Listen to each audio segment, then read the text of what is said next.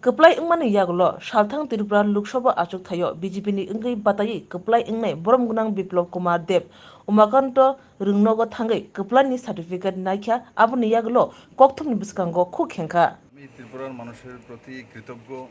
আর যে বিশ্বাসটা আমার উপর রেখেছে ইতিহাস সৃষ্টি করে আমাকে আমার রেকর্ড মার্জিনে জিতিয়েছে স্বাভাবিকভাবে আমার উপর একটা গুরু দায়িত্ব দিয়েছে আমি মুখ্যমন্ত্রী হিসাবে অনেক কাজ করেছি অনেক কাজ করতে পারিনি কিন্তু আমি জানি ত্রিপুরাতে স্পিরিচুয়াল ট্যুরিজম আর মেডিকেল ট্যুরিজম এই দুইটা সেক্টর আছে যেখানে খুব তাড়াতাড়ি মানুষের রোজগার হতে পারে এবং ত্রিপুরার মানুষ অসুস্থ হয়ে যখন বাইরে যায় লক্ষ লক্ষ টাকা খরচা করে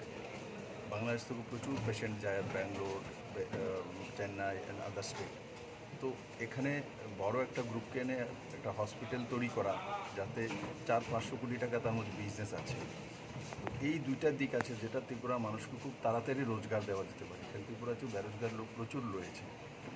তো নজওয়ানদেরকে নিরাশ না করে রোজগারের দিকে নিয়ে যাওয়া সেটা একটা বড় রাস্তা খুব তাড়াতাড়ি করতে পারি আমি মাননীয় প্রধানমন্ত্রীজির আশীর্বাদ নিয়ে যাতে এই দুইটা কাজ করতে পারি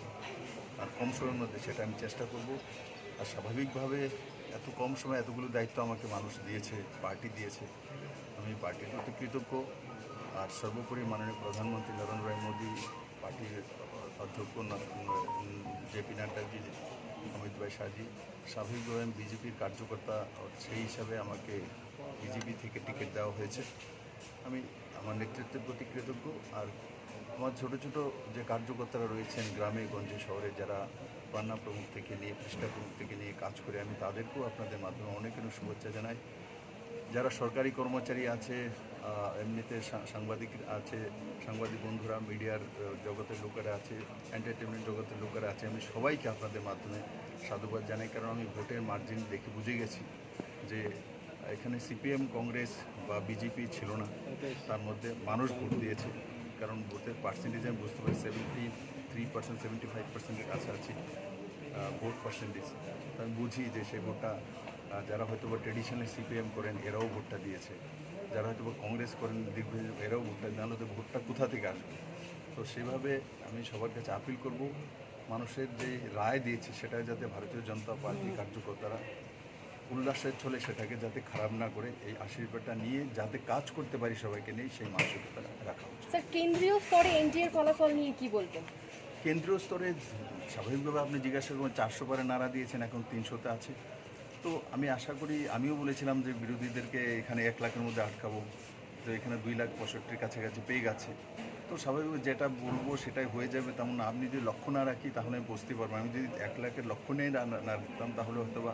মার্জিন কম যেই মাত্র লক্ষ্যটা রেখেছে ত্রিপুরা মানুষ সেটাকে অ্যাকসেপ্ট করেছে তো মাননীয় প্রধানমন্ত্রী যে লক্ষ্য রেখেছে কারণ 400 পার 340 তো আগেও ছিল আমাদের কাছে স্বাভাবিকভাবে আরও যাতে বেশি হয় সেটাই চাইবে কোনো গার্জিয়ানকে চাইবে তার নাম্বার কমুক তো সেটা এখন যেটা আমরা কল্পনাও করি সাউথে দেখুন কেরালার মতো জায়গায় 3 লোকসভার সিট বেরিয়ে এসে কোনো সাংবাদিকদের কোনো বুদ্ধি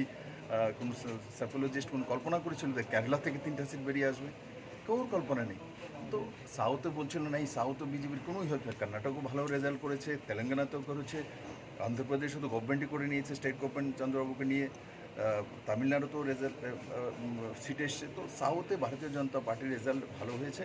হ্যাঁ যেখানে উত্তরপ্রদেশে বা রাজস্থানে আমাদের যেটা সিট কম হয়েছে সেটার উপর আমরা দেখব কিন্তু সেদিকে দেখুন উড়িষ্যাতে মানে সিধা স্টেট গভর্নমেন্ট হয়ে গেছে এবং অ্যাবসোলুট মেজরিটির সঙ্গে আর 21-এর মধ্যে এই পর্যন্ত যেটা আমি দেখেছি 19-এর উপরে 19টা সিটে লিড রয়েছে আমি উড়িষ্যাতে কাজ করেছি এক মাস সবা এক মাসের উড়িষ্যাতে বুঝি আমি তখনই বুঝে গেছি আমি বলেছিলাম যে 82 সিট যাবে কিন্তু এখন আমি দেখেছি 81 সিট পৌঁছে গেছে তো সেটাও তো দেখা উচিত যে 400 পার বলেছে কিন্তু উনি উড়িষ্যা পার তো বলেনি মোদিজি কিন্তু উড়িষ্যা তো এমন একটা স্টেটের সরকার এসে 25 বছরের সরকারকে ফেলে তারপর সরকার এসেছে সেটাও দেখার বিষয় আর আমি আশা করি নরেন্দ্র ভাই মোদীর নেতৃত্বে উনি যে আশা করেছেন